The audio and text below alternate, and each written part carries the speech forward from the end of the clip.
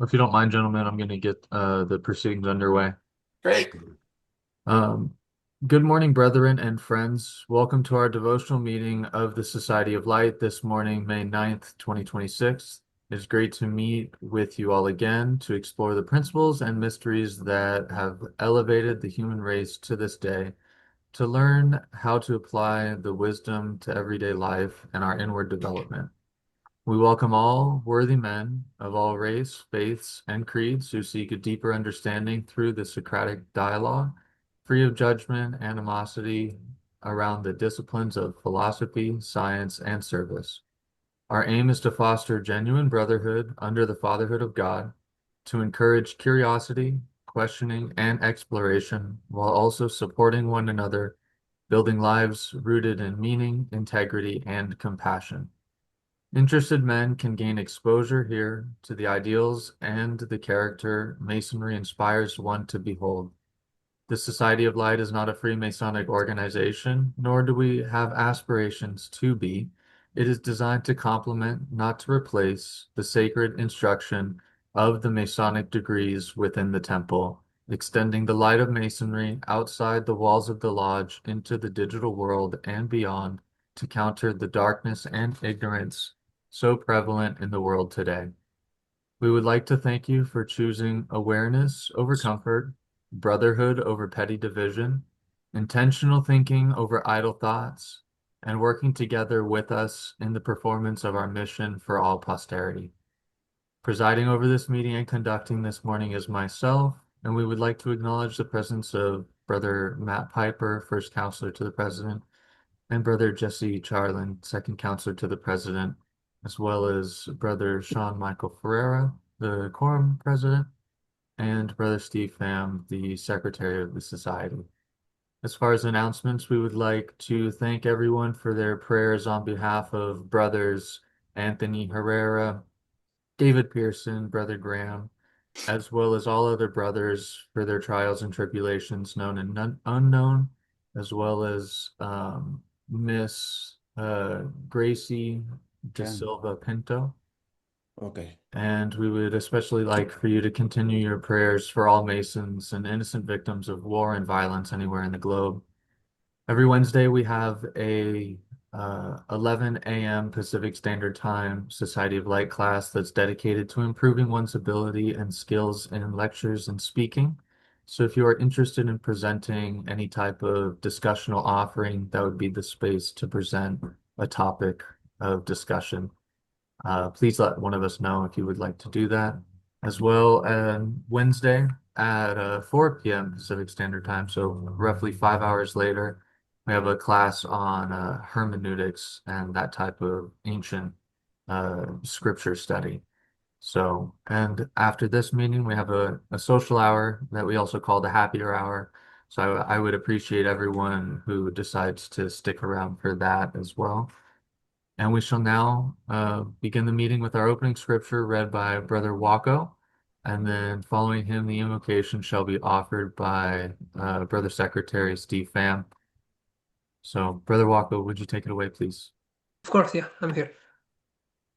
The everlasting truths of Masonry are reserved only for the worthy.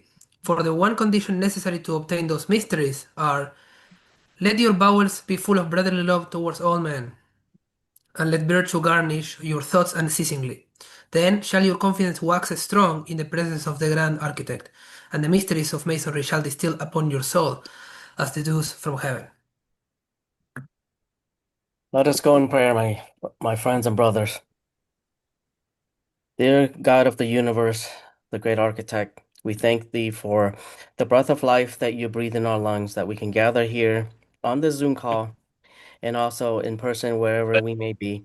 We ask that you would bless our time, open our hearts, open our minds, challenge us with what's being presented, not because it is easy, it is because it is hard, that we want to be better, that we want to do your will, to be one that love our brothers as well as take care of what you have given us. So we ask that you be with us, watch over us, and watch over those who cannot make it here with us, and pray that you would watch and give them great health as well as challenge them in their walk.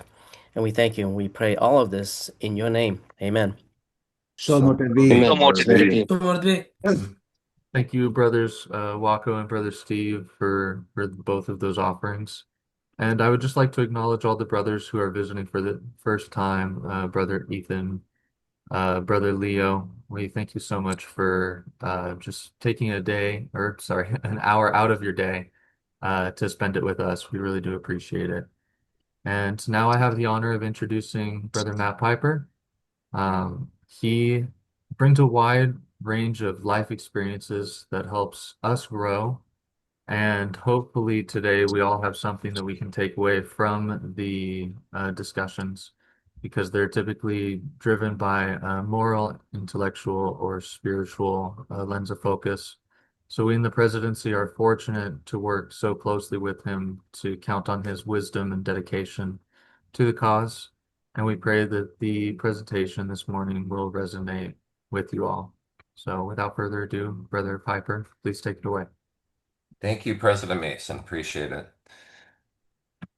Okay, so this one is called Stringing the Next Pearl. It's a Zoom offering inspired by Phil Stutz. I don't know if any of you recognize that name, but I'll get to it in the body of this. But welcome. I just want to recognize you all for being here again with the Society of Light. Out of all the possible things you could have been attending to today, you chose to pause and examine life more consciously. And we're glad you're here. Today, we're going to explore something very practical, not just understanding, but functional life tools. Many of us already understand to some degree. Understand ourselves to some degree. We know our patterns, our habits, our fears, our wounds, the way we procrastinate, the way we overthink. And yet, understanding alone often is not what changes us. There's a substantial gap between I understand the problem and the feeling that one's life is actually moving forward as a result of that understanding. Today is about that gap.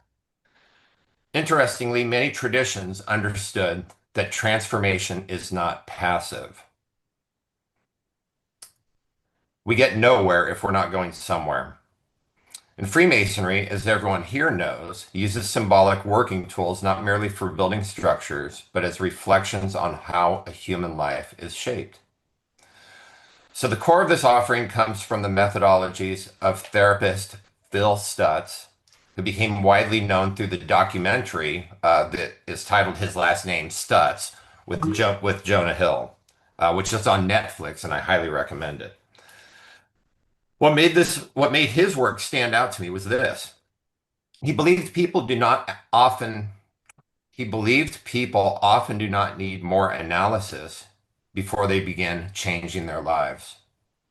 They need to be encouraged to movement, to engagement, to participation. He also believed that life always contains pain, uncertainty, and constant work. Not sometimes, always. And strangely enough, accepting this can become liberating. Because if difficulty is not some kind of personal failure, then we stop wasting energy demanding that life feel different than it does. Many people unconsciously believe once I solve enough problems, then finally I can relax into my life. But life keeps moving. The mind imagines that one more achievement or realization or healing or circumstance, and then peace forever. But life is far more dynamic than that. Like balancing on a bicycle, you stay upright by continuing to move, not by finally arriving at stillness. And I have found this in a big way in my own life. I used to imagine there would be some point where I finally made it and could simply happily coast through the rest of my days. But life doesn't stop asking things of us. Parents age, possessions break, health changes, relationships evolve or devolve. We never stop needing to participate actively in life. Now, Stutz talked about something he called Part X, and it's a force inside us that resists growth. It's not evil or mystical. It's just the part that wants comfort and certainty. It wants avoidance, and it wants to stay psychologically asleep. And you could feel it when you avoid the difficult conversation, you delay meaningful work, you endlessly scroll on your phone, social media, you procrastinate, or you stay in familiar suffering.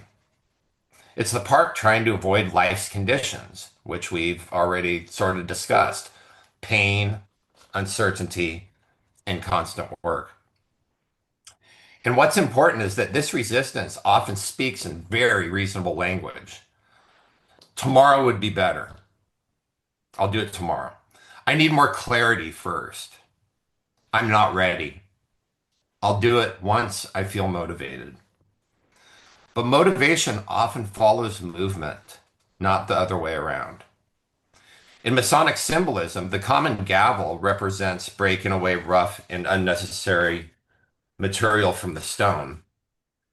Psychologically, it reminds me of interrupting inertia, the willingness to challenge the habits and patterns that keep us passive or asleep.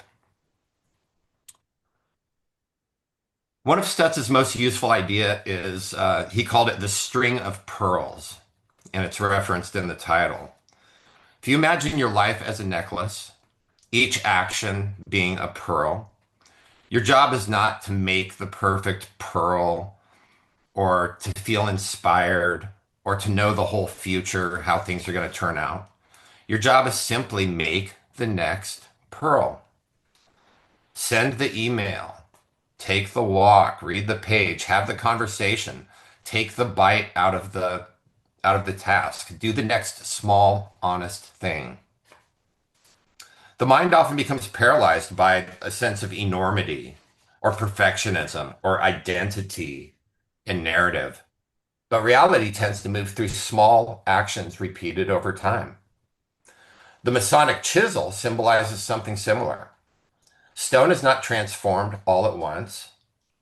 It's shaped gradually through repeated effort and repeated returns. Not perfection, just participation. And this reminds me of a question we engaged in an earlier session a few weeks ago. How do you eat a car or an elephant or anything large? It's always one bite at a time. If we step back and look at everything we've explored today, a pattern begins to emerge. Many of us spend years waiting to feel ready, waiting to feel confident, waiting to feel healed, waiting to feel motivated enough to live differently. But life does not first remove resistance and then allow movement. Life contains, again, as we've been told, pain, uncertainty, constant work. This is not a mistake of some sort. It's part and function of being alive. And once we stop treating difficulty as evidence that something is wrong, we become more capable of participating anyway. The tools are not magic tricks. They're ways of relating differently to reality. Instead of endlessly analyzing or avoiding discomfort or waiting for inspiration or negotiating with ourselves forever, the invitation becomes to participate. Move, engage, participate. In Masonry, the 24-inch gauge symbolizes the conscious use of time and energy. And in many ways, our lives become shaped by where attention and effort are constantly directed. As another previous class offered, where attention goes, energy flows. So take the next step, make the next pearl, write the page, take the walk, do the small honest thing in front of you. The trowel symbolically spreads cement that binds people together.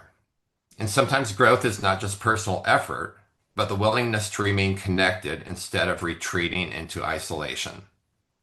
Because movement often creates the very energy we were waiting for beforehand. Growth is not about becoming superhuman. Maybe growth is simply becoming increasingly willing to return to action, to awareness, to presence. into participation in life as it actually is.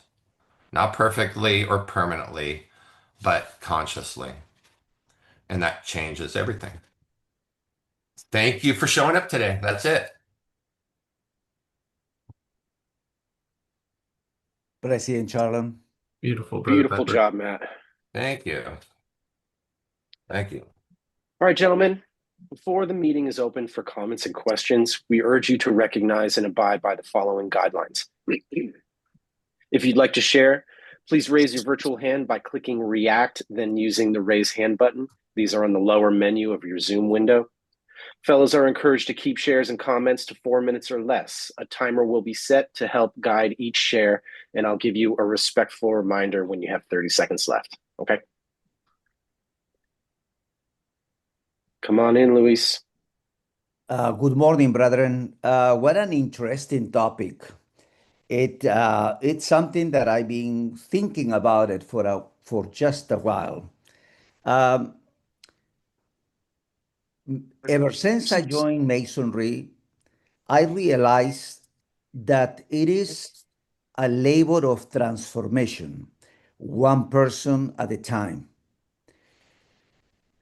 And by doing that, Masonry has been able to penetrate every country, empire, geographic point, and has created a society of people called Masons who love one another despite their differences in languages and belief systems or religions.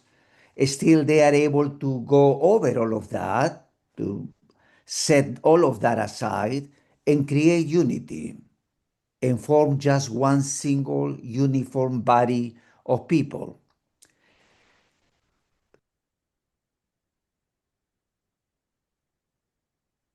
Oops. I think we lost Luis. Looks like we unfortunately lost our brother there. Oh no. The trap door dropped out from under him. I can say something. Oops. Lower my hand.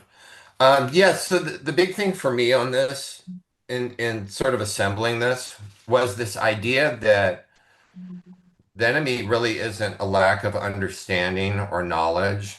Like I've encountered all of the facts and details, about things that I really need to have. Like I need to really more be up against the idea of inertia or perfection. Like I just need to move. I need to take the next step in any given circumstance. And I think I've allowed myself in life to become very much a person that is, getting more information, constantly analyzing and evaluating and thinking to myself, wow, there's going to be some secret or something that I'm going to engage and it's going to make all the difference. But as I get older and realize that I haven't encountered any of these earth-shattering secrets, I realize just how much of life is like it's said in the offering. It's like riding a bike. You just have to keep pedaling and you'll remain in balance. That's what showed up for me. Thank you. I thought I saw brother Luis. Oh, there he is. We lost you, my brother. Yes, for some reason you lost me. Brothers, I was saying that President George Washington, our brother, uh, try an experiment. He tried to do it the other way around. What about instead of transforming people, how about if we transform their environment? If we do away from all these taxes from the crown of England, which enslave people, which makes them unhappy, which leaves them no time to enjoy life, and they work until they die, how about creating a system where everybody has a chance for education, where nobody has to be afraid of anything, and where people rules themselves? Well, after all these many years, we know where this experiment has brought us to. And there is still brothers that probably are going to try to do the same thing. Oh, well, the system got corrupted. Maybe we can change this system, blah, blah, blah, blah, blah. But on the other hand, Masonry continues changing people from the inside out.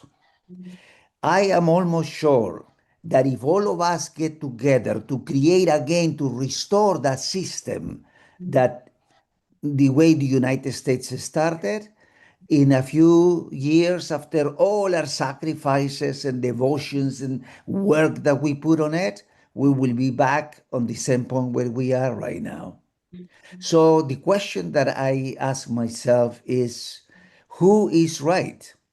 Masonry has not changed its views about it. They continue, whether we think, we don't think like that, they continue changing people one step at a time. We can collect 20 people in one room and give them all the first degree, but this is not what it is. It is one person at a time. The transformation comes like that. And that brings me a quote that says, the organizations of the world, the societies of the world, they do their very best, just like our brother George Washington tried to get the people out of the trash where they live. But on the other hand, Masonry, what it does, it takes the trash out of the people. Because only when we refine ourselves, the brotherhood can exist. And once man changes, then man can change their environment. It seems like far-fetched, it seems like whatever, but I mean, I invite you all to study reality. We all, like I said, can do our very best in creating this, and we are going to sell our homes, and we do everything for people. And it's this very people, because of their ignorance, because they have not been transformed, because of their animal, normal nature that we all share in, we will be right back to point zero. I may be totally wrong, but I am that's my opinion, and I share it with all of you. That's beautiful. Thank you, Luis. There's something that you brought to mind when you talked about you could have 20 people in a room and give them all the first degree, and you can have this expectation of some sort of transformation. I was thinking of it as all as candles. Like you have to light a candle with another small flame and individually. You can't bring a flamethrower into a room filled with candles and just sling it around. I mean, you'd melt everything. And that was just occurring to me. It really has to be this process of inner transformation, and sort of like a man to man type thing. Like nothing's ever going to come from on high and be this thing that just transforms a huge population. This is always going to be work that takes place in these little alcoves or these little corners of the population where people, men get together and kind of enlighten each other through collaboration and, collective exploration, in my opinion.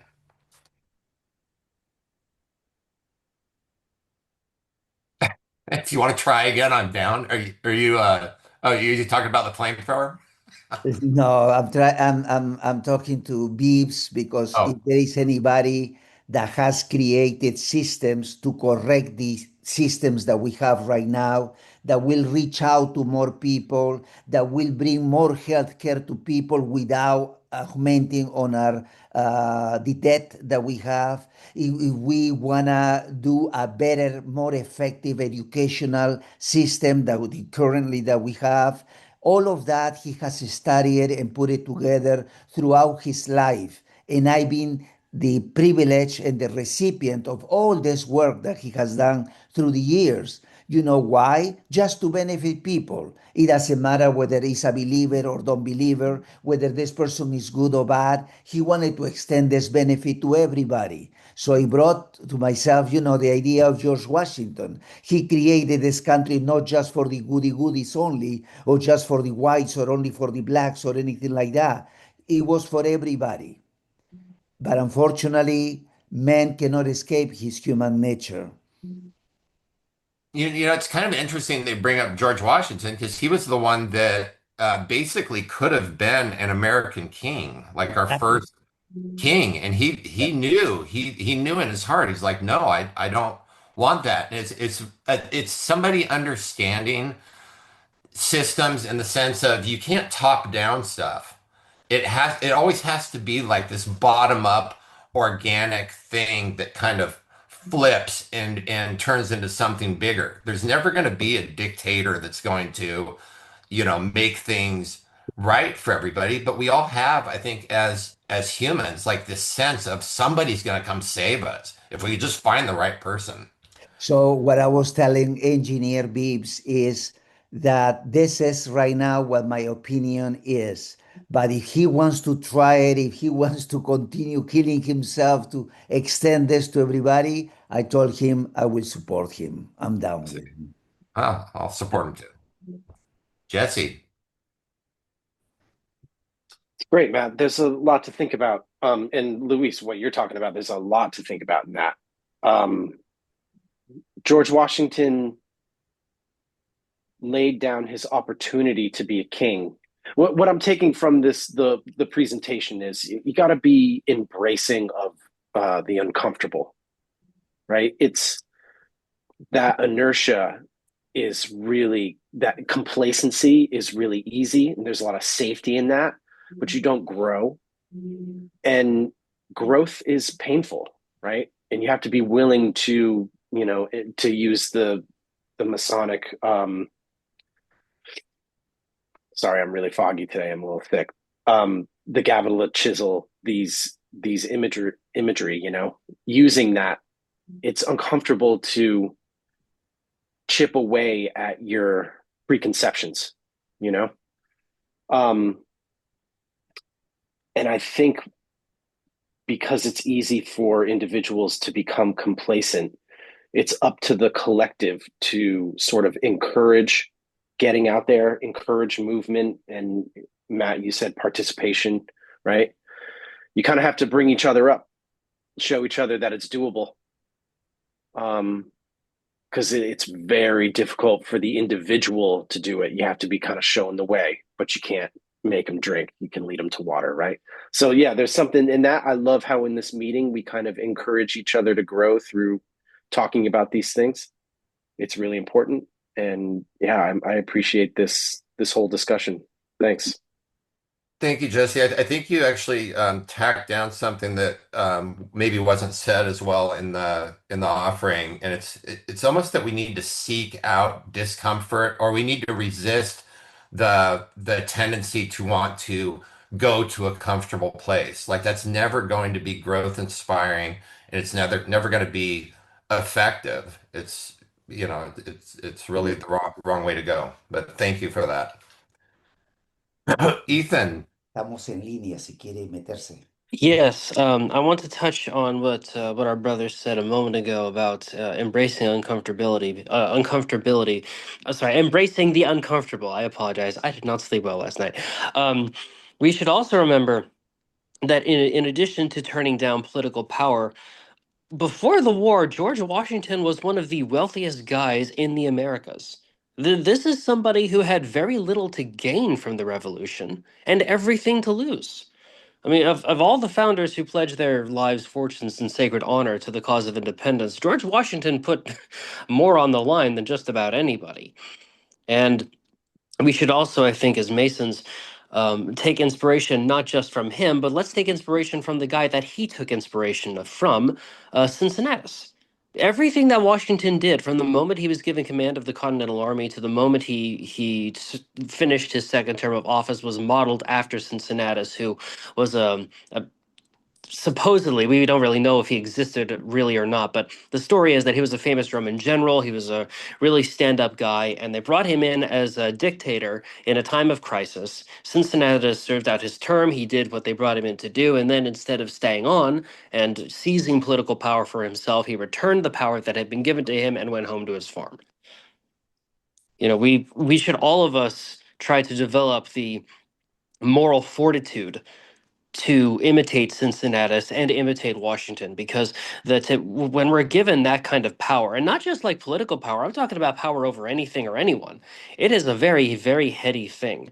and it goes to your head so easily if you're not being careful. So I think that's something as Masons we should always be sure to watch out for. We should look to Cincinnatus as an exemplar, and whether we wield authority at our jobs or in our household as fathers and as husbands, we should always be careful not to let that power go to our heads and conduct ourselves as Masons should. Because no, my granddad was also a Mason, and he said that, you know, power is best when you find a way not to exercise it, when you use restraint rather than getting that power out of your toolbox as the first thing that you do when you have problems. True moral integrity, I think, is not using power, it's realizing when you shouldn't use it and finding a way to avoid using it, because the more you use it, the more tempting it gets.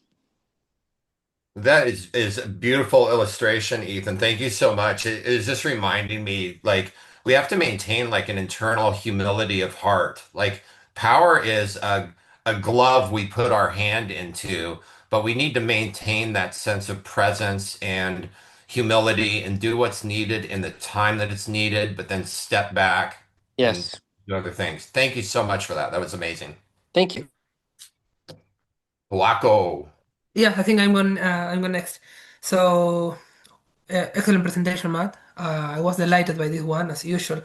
Well, I couldn't help but be transferred to actually a couple of months prior. I found myself in summertime. I was on vacation, and I actually was like lying in bed, scrolling through social media, and I always had an excuse to procrastinate, some way or another. And so all of a sudden, my father, I wasn't expecting him to be at home that day, given that he was supposedly at work. But all of a sudden, I heard this big knock on the door, and I sprang to my feet. I went and I opened the door, and there he was. And he said he had been joking about buying some pieces of furniture for a couple of months, but I really I couldn't believe that we were going to pull this off, because he really is like the buying some sort of furniture, furniture that is durable is really expensive, and I mean, I couldn't believe we could afford something like that. But I'm gonna make a poem out of this, so bear with me, because I'm gonna tie this into the string in the pearls sort of analogy. So, I went downstairs and I found these two majestic pieces of furniture. I said, "What are we gonna do with this?" Well, as you can see, he told me they are not finished, so now you will have to do the rest of the work. So I instantly, I went, upstairs, and I locked myself in the room to start to see like YouTube tutorials as to how to varnish these new acquisitions. I really I didn't know anything about it, and on the other hand, my father did have some experience, so he could perfectly have carried out the activity all by himself. But he wanted me to see something. So we started doing the work rather than procrastinating. And so we really took, there was this dichotomy of approaches, because he was very, slow in his maneuvers. And on the other hand, I regard myself as someone who wants to speed things up. I don't like to wait by any means. I mean, patience is not my virtue. And so I noticed that really it bothered me, the fact that I put a bunch of varnish on the edge of the brush, and all the droplets came trickling down, and it was like ruining the thing. And so, but he, on the other hand, he was really he had this mastery, and so he went way slower, but of course his side was way more pristine. So he then told me, this is pretty much like everything you do in life. It's like sometimes if you want to make progress, if you want to advance, you have to go slower. Oddly enough. And I said it's not like any other mundane activity I have uh, taken part in, like, I don't know, cutting the grass, mowing the lawn. That's something that I pretty much do, like, I don't know, twice a month. And I mean, I take care of my garden. It's not like it's a vast place, but and that's like a quick activity that doesn't demand much from you and doesn't require much planning. But when you have in your mind like a goal, like you want to somehow bring some aspect of your life that you are neglecting to the next level, you need a plan, like you need some overarching structure to abide by, but then you have to put it into motion. And I just realized that 30 a seconds, my brother. substantial part of my yeah, sure, I'm about to finish. Thanks for the reminder. I just spent so much time planning and so little time like acting that out. Uh, so I guess that's what Mason really represents to me in a way. It's that manifestation that you can really sing without being a singer. You can you can really look after your plants without being a gardener. And I mean, why not being a teacher without having to have the credential, right? I don't know. That's my Beautiful, take. Waka. Only my Thank my you. 2 cents. No, thank you much. Brother Brother, Steve. Brother Art had his hand up. Who's Me? He who? did. So who wants to go first? Eeny, meeny, miny, mo. I'll just go since I'm already talking. You know, this is a topic that ever since I could remember, Matt, goes way back to what my father and my uncle, God rest his soul, uh, al- always try to ding me in my head is that they have a phrase that I still use to this day. What you do in the test of your true character is what you do when nobody's looking. And it rings true to me because in front of my work friends and other places on my boss, I could be one person. I can have a chameleon face. I come home, I could be somebody else. I am with my friends, I could be somebody else. But the true test of that character is that the core part of that, where Masonry teaches us, is this: is who are you really?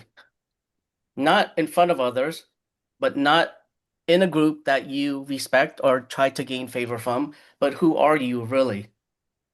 And that's the core of what Masonry teaches us. And when we enter Freemasonry, that question is asked of us, through the 3 degrees.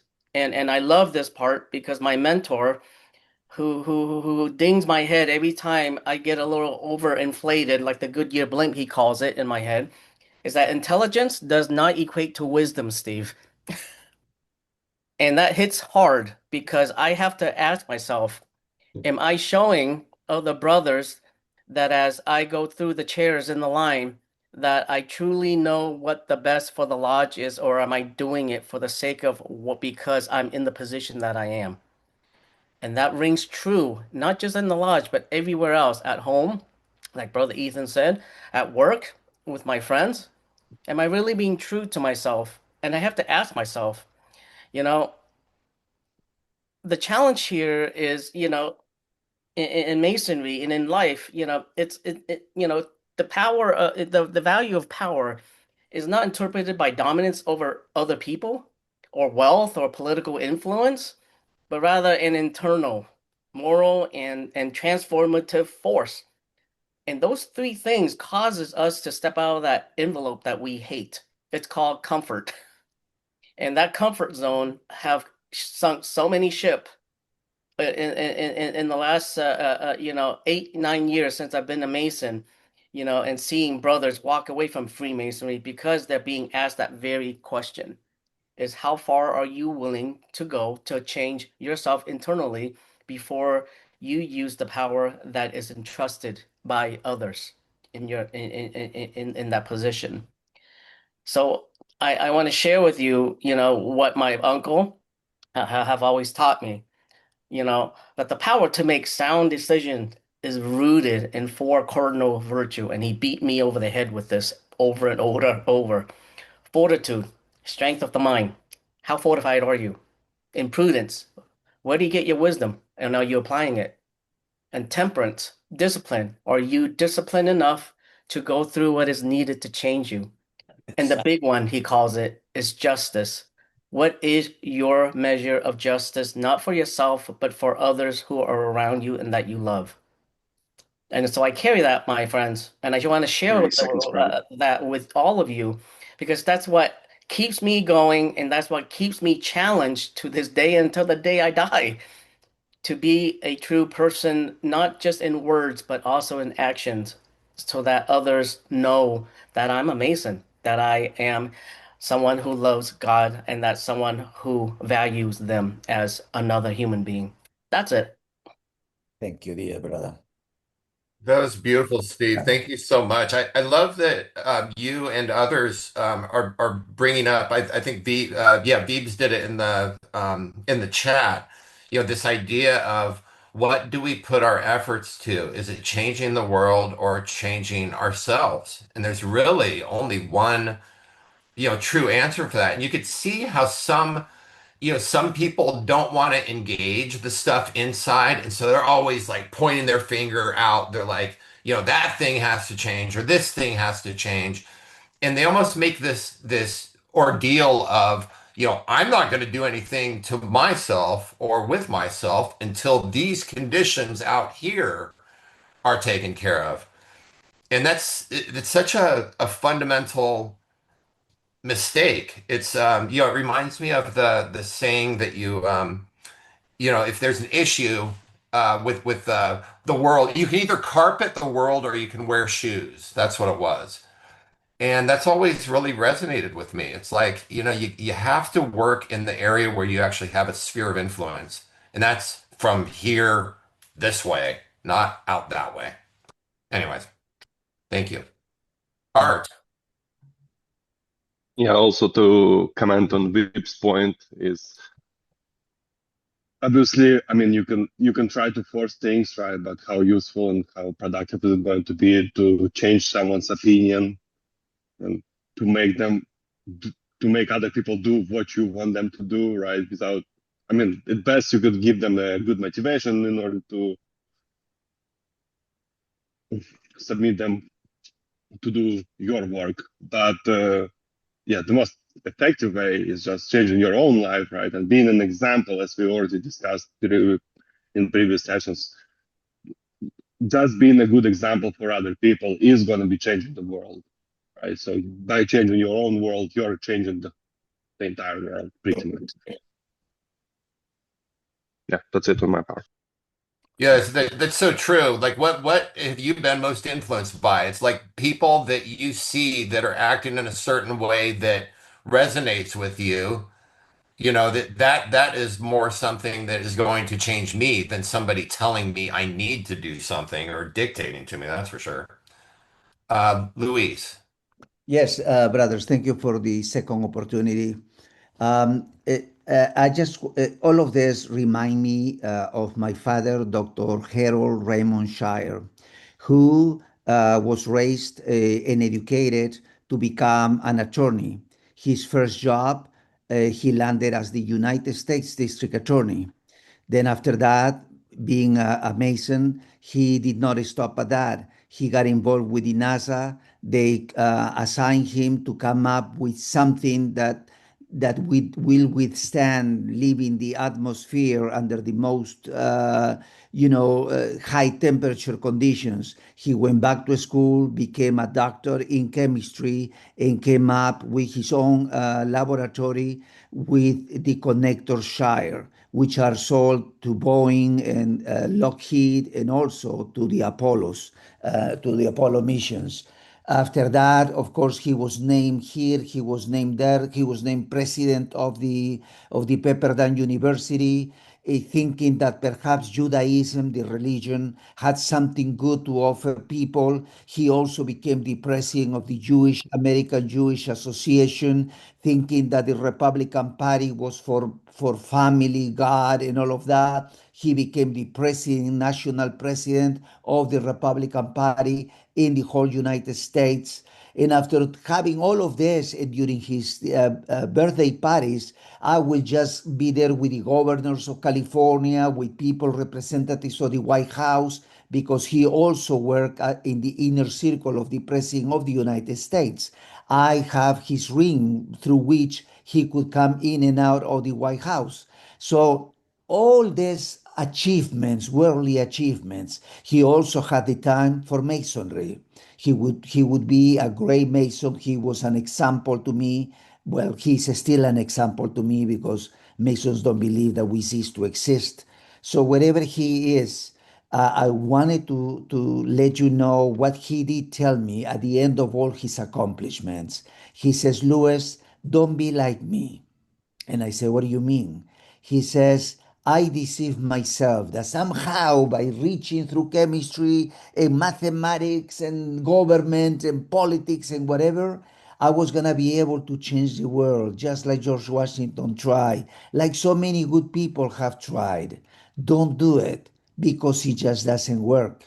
Change the world that you live in, change your world. That is the way you should do. Put all your energies on that. And whoever is going to be blessed by that, it will. And those who won't is because they don't have what it takes. They'll have their own medicine. Everybody that is cooking evil will have that evil back into their lives. So don't worry about them. Don't try to stop the fall, though to break the fall. People fall for a reason, even either because they are evil or because they are stupid. But they will never learn not to be stupid or to be evil if you are always constantly providing the cushion to fall to break the fall.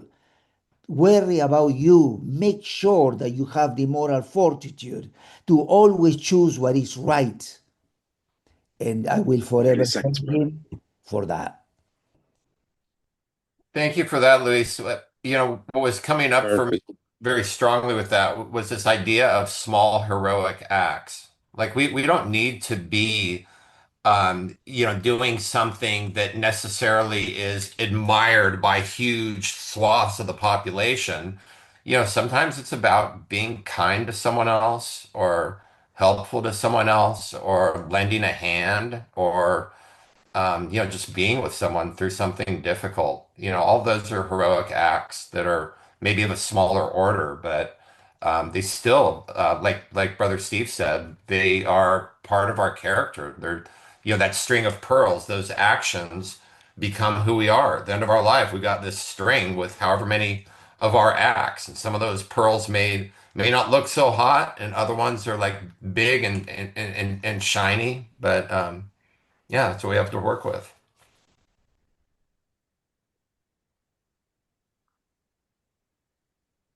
We haven't heard from President Mason's wisdom this morning. I know. What's he doing? Hiding? I don't know. If I could say one quick thing, it was on what Hawako was saying. As we're talking, the sort of collaborative thing we do, there's a lot of associations that I have that come up. And there was a Navy SEAL saying, it's slow is smooth, smooth is fast. And that really resonated with me. Like sometimes we can hurry so much, like in his story of, varnishing the chair, we can, like put ourselves on autopilot and just do these ineffective, fast actions. But if we can bring ourselves to be present and aware with what's going on, oftentimes we're doing things in a much better and quicker way. Huaco, you have your President, hand up. excuse me, President Yep. Piper, if I may interrupt. We have the presence of a worshipful master, Juan Rodriguez, who is the worshipful master for the Lodge of Guadalajara in the state of Jalisco. He's Oh, with us this beautiful. morning, and I wanted just to extend our welcoming to him. Outstanding. Great to have him here. Go ahead, welcome. Well, another, I guess, realization that I came to over time is I don't know if you have ever heard this phrase of the fool is the precursor to the great, or sometimes also understood as the fool is the precursor to the savior, which basically it really tapped into something I think far deeper that I can like understand probably.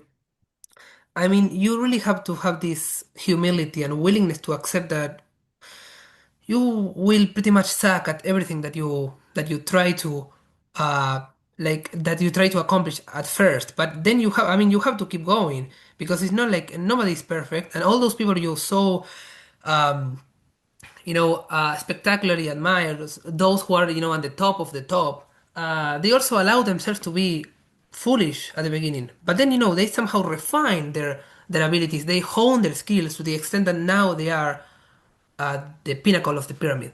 Now, another sort of quote also crossed my head like as a fleeting thought was, I don't know if you're familiar with this Old Testament passage, which is don't cast pearls before swine, which I don't know, maybe it doesn't have tremendously to do with the presentation itself, but given that we are like striving to string our pearls, in order and in a way that is durable. I I wanted to relate that to this idea. To me, I mean this phrase really can take many forms. You can adopt the meaning that you see fit. But it's this idea that don't waste time by uttering words, by uttering sounds to people who won't listen, who won't even like pay you know, the tiniest amount of attention to what you are saying, because it's something that is demanding, it's exhausting. You are like doing all these machinations, your work, your brain is like doing an exhausting job only so that the other person can ignore you and disregard what you are like attempting to communicate. So try to like take a stock, okay, of whatever you are taking part in at the moment. And I think with that being said, I don't know, take it for what it's worth it. Thank you for listening once more. Thank you, Wako. Jesse. President, Hey, go President, ahead, Luis. President Mason is texting that at this moment he's entertaining a call, an emergency call, and that is the reason why he couldn't share his words and especially his comments on your wonderful class, President Piper. Very Go well, ahead, thank you. President Charlton. um, I want to respond to what I just saw in the chat. Veebs, your comment, Mahatma Gandhi spent his entire life to change India, but now India is even worse condition than it was under British government, and nobody cares his sacrifice. I think there's something really important that, we're talking about kind of being prodded into movement and participation in life. I have this problem where I'm trying to sort of divorce my my intentions from the outcome of what I'm doing. A lot of this effort that I put into building up my life or building up my community around me. Why, Steve? You've asked this question in the last couple of weeks. Why do we want to be Masons? What would we do without the titles? Would we still encourage Masonry if it wasn't as prestigious as it is? I'm trying to not attach myself to the outcome of all this, right? I think there's like a key to life somewhere in there with this, where we need to act, we need to participate in life, but maybe we need to let go of what it makes us look like, if it's something that advances us in our stature and our status. So that's awful what happened to Gandhi, right? But it doesn't make his actions any less powerful. There's something beautiful about what he did, and even though maybe the outcome wasn't what everyone hoped, so that's interesting. I'm going to think about that, but yeah, let go of the outcome. Beautifully said, Jesse. Thank you. Art. Yes, real quick, going back to why masonry exists, pretty much. Well, or why people find it beneficial, right? Everyone finds their own purpose in masonry. Honestly, like originally, when I just joined the lodge, for me, the two main purposes were, one, to improve my English skills, right? Because obviously English is my second language, and I never spoke, well, back in the time, right? I didn't speak English any good as I do right now. And secondly, to improve the memory, right? Because to learn the ritual, right? In order to pass through the degrees and in order to pass through the officers' positions, right? You need to memorize the ritual, and there are, well, big chunks of text, right? That you have to put your work into in order to be able to produce, well, you just need to put a lot of work to memorize all those words. And but as it as time evolved, right, and me being a physicist by the profession, is that for me everything is geometry, right? And if you know the Masonic ritual, right, the Grand Architect, or the G suspended in the East, stands for the geometer, the great geometer. So for me, that's where I find my meaning in why Masonry is important, because they don't promote just any God, but geometry, right? That it can be expressed mathematically, like the supreme being, at least the will of supreme being, can be expressed mathematically. That's what I believe. That's why I keep pursuing Masonic endeavors, right? And physics and mathematics.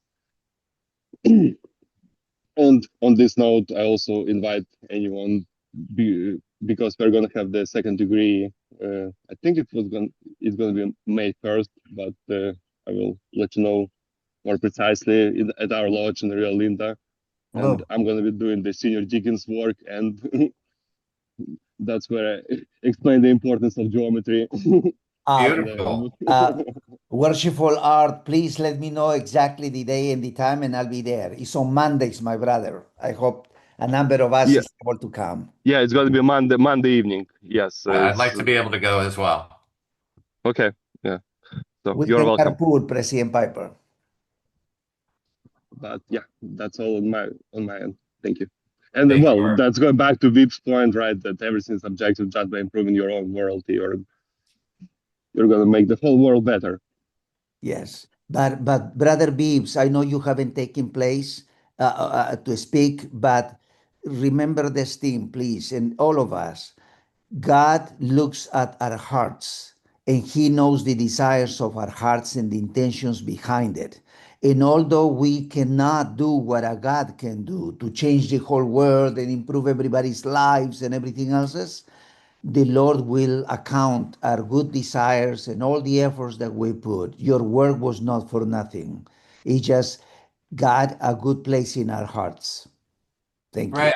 I can't imagine a God that would look for effects, like what effect did this person have versus looking at intention. I mean, we can't predict the future. We don't know what the effects of our actions are ultimately going to be when you start going out a couple Yeah. orders. All we have is intention. Steve. Thank you. I just want to share, you know, masonry. I struggled long and hard, for a good 8 years before I joined, petition to a lodge. And the reason why is it wasn't just a thing for me to join because I've known a lot of masons in my life. And I always observed, and maybe I'm lucky and blessed in this aspect, but all the Masons that I've known before I became a Mason were men of their words, men of their actions, and men of the true heart of what it is to be, a Mason. And for me, that was not something I joined out of, it's a club. It was a direct challenge from them to ask the same question, Jesse, that I've been asking you, is how does this make your life any better because it changes you, not because it gave you a title? That's And right. it took me 8 years to actually answer that question. And where I found the answer to that question wasn't about myself. It was something what Brother Shia just shared in First Samuel, the book that is of life for me and many Christians around the world. When Samuel was looking at different, sons of Jesse who would become the next king of Israel, he saw only what was on the outside. He looks strong. He looks big. Oh, that guy looks pretty cool. But God reminded Samuel, and I am reminded daily, that God does not look at the outwardly appearance. He looks at your heart. And my friends, my brothers, that's exactly why we are Masons. It's because God wants to change our heart, not anything else, not our stature, not our titles, not our wealth, not our political influence, but simply He wants to change your heart. And why? Because He gave us a roadmap in Masonry to do it. If we can stick to that roadmap, and I challenge you, any one of you who are Masons and who are about to become Masons, find yourself a good, great man of his words and action in Masonry and follow him. Ask him to be your mentor because that is what would change you when you come into the lodge, not because you're sitting there having dinner. But find somebody that loves masonry because he loves the great architect and love those around him. That is the best advice that I got, and I'm following it, and I am sharing that with you because without those two, a mentor who takes that time to pour into your life, it's just another club. Well said. Wow. Thank you, Steve. Dr. Leo Santa Cruz. Thank you, brothers. I'm sorry, first of all, because my English is not good, but I will try to do the best for communicate everything that I learned today. Thank you, Matt, for this work. And it was very interesting because we are Masons and we have tools for build not at big temples or buildings. We are Masons for build ourselves, and the hard work is part of us. And I think this is very grateful for me to enjoy this this society. And when I start to the masonry, I just looking for answers. But now I think the answers always be inside of me.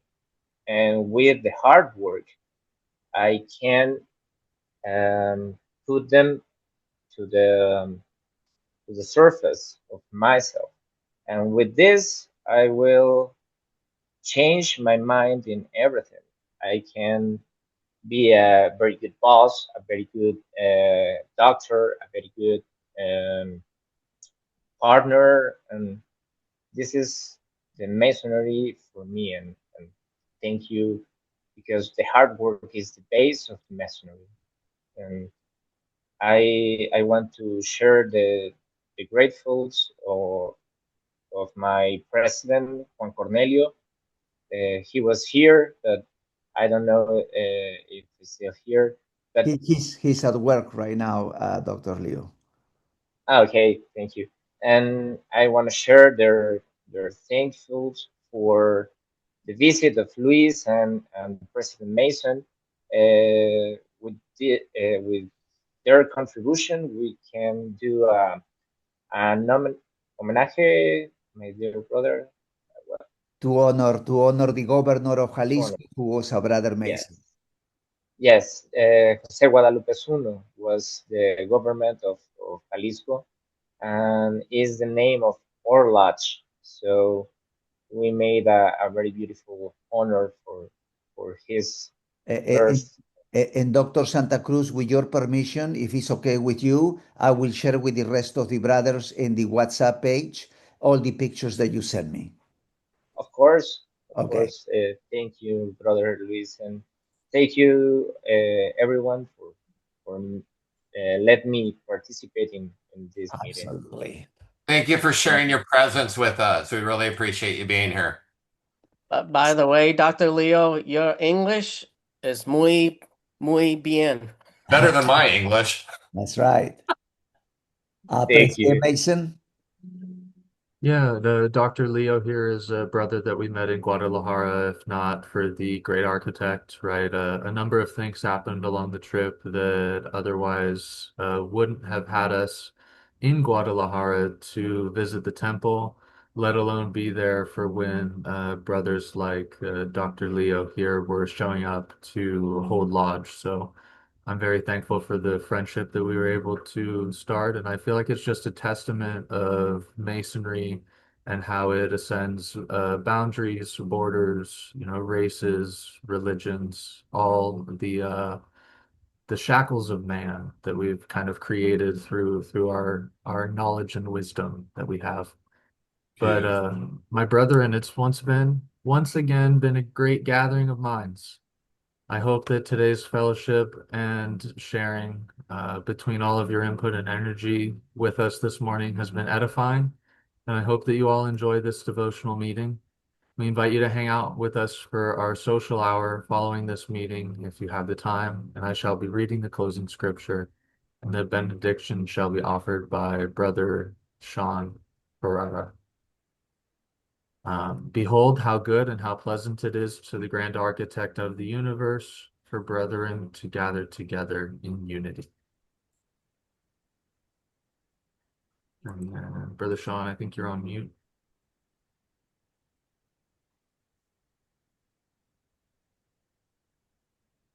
Dear God, supreme and eternal architect of the universe, thank you for allowing us to gather here today and for allowing us every day that you give us. Thank you for the wonderful conversation that we had today and for the wonderful topic.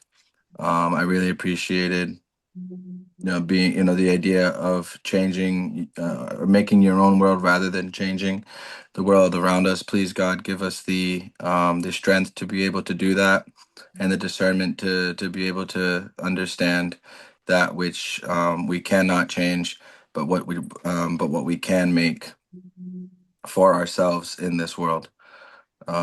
So thank you again for everything that we've been given today and in the past and the future that we will be given. And I say this all in your name. Thank you. So Amen. much. So mote it So be. much to be. So So much. mote it be. My brothers, this is our social hour, aka the Happier Hour. It's dedicated to fully supporting the mission of Masonry, which is to create a society where hypocrisy and deceit are unknown, where plain dealings distinguish us, and with the tongue along, by the tongue along with the heart, we join together in promoting not only each other's welfare, but rejoicing in each other's prosperity.